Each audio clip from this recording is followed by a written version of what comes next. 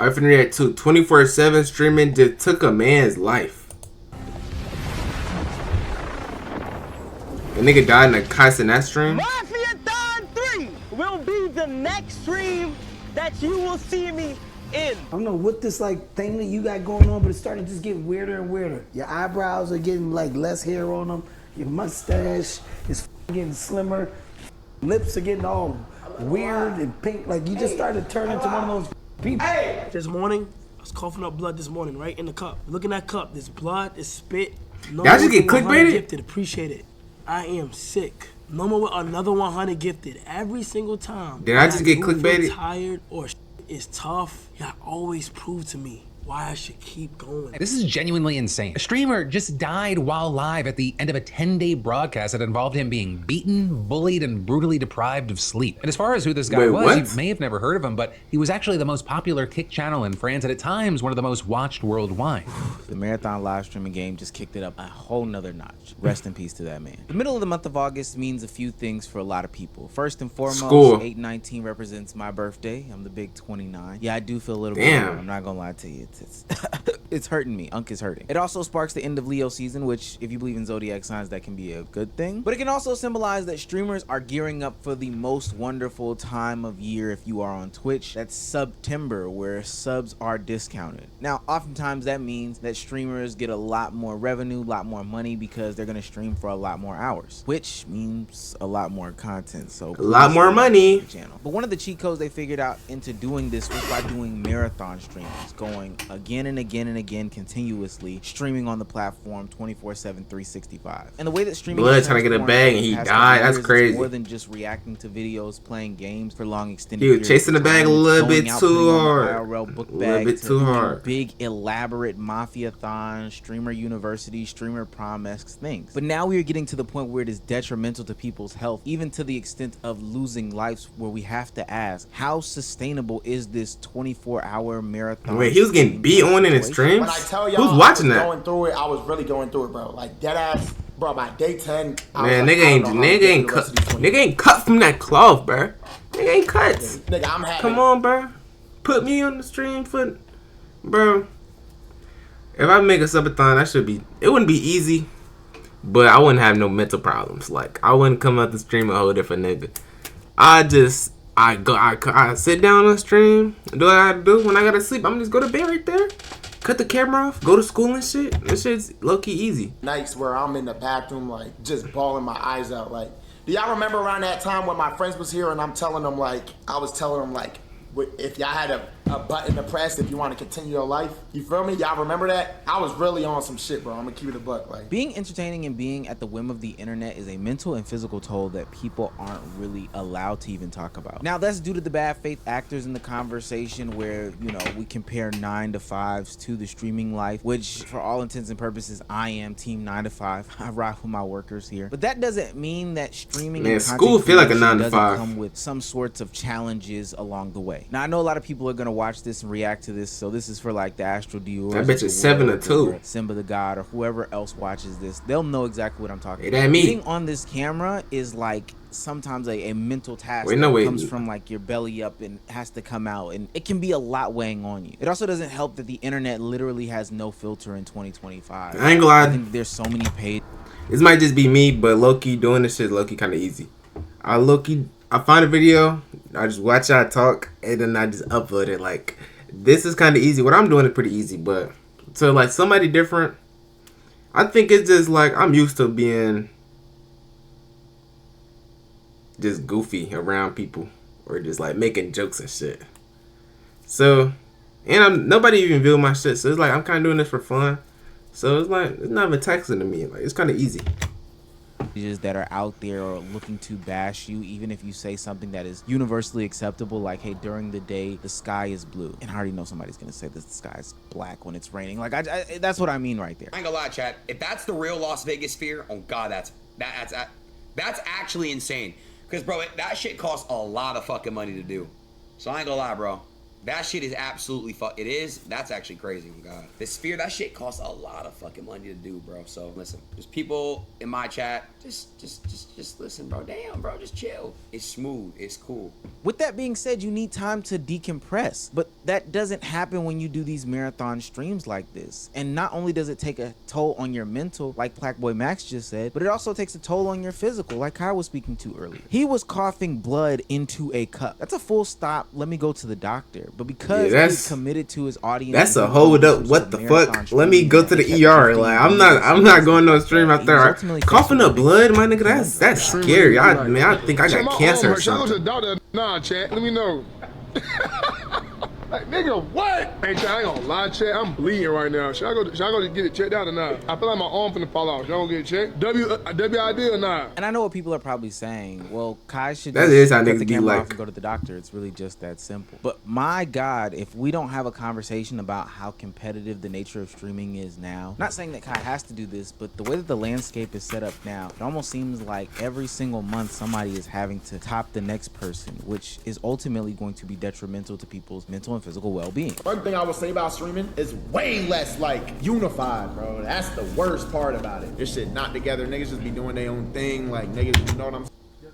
I'm telling you, bro. Once I blow up, I'm gonna change this whole streaming shit, bro.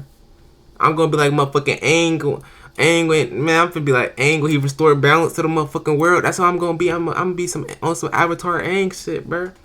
I'm gonna restore balance in the streaming world and shit. That's how I'm gonna be. Saying like niggas definitely do less shit together now because this shit way more competitive, but I'm gonna unify this whole thing. I think that there are plenty of reasons as to why streaming is not unified like it used to be. But Max is right when he talks about the competitive nature of things, which is so interesting because collaborating for 100 bands, working with your the friends and bed. Stuff is what helped a lot of these guys. Shit get easy, baby. And it especially helps when you're trying to do these marathon streams and stuff like that. The fact that you need to be online 24/7 for the next 30 days means that you're gonna need a lot of people to bounce ideas back and forth off of. But because you're no longer rocking with this person or you're doing things differently and you're still in this one-up culture, ultimately it leads you down this deep and dark path that can be very, very harmful. And I think that there are some specific figureheads that need to be highlighted in the conversation. That's something that I'll ultimately cover over on my Patreon, where I'll definitely put some names out and give specific details as to how they put us in the place that we are now. Because you're in this era of one-upping each other, because you're in this era of competition, because you're in this era of always doing the most over-the-top, I ain't getting that Patreon, man. In the name of views, because if you do it for this minute, you'll only be relevant for the next potentially hour until the next thing happens. That's exactly how you get the situation where the French streamer ultimately has his life ended. Meet French streamer John Pormanoff, who died in his sleep at 46 years old while on day 10 of a streaming marathon. Now, we've talked about tragedy on this platform before when it comes to streaming, not to the extent of anybody passing away, but more so like bodily harm or pranks that he died in his sleep. That might just be like that might just be unlucky. I don't know if there's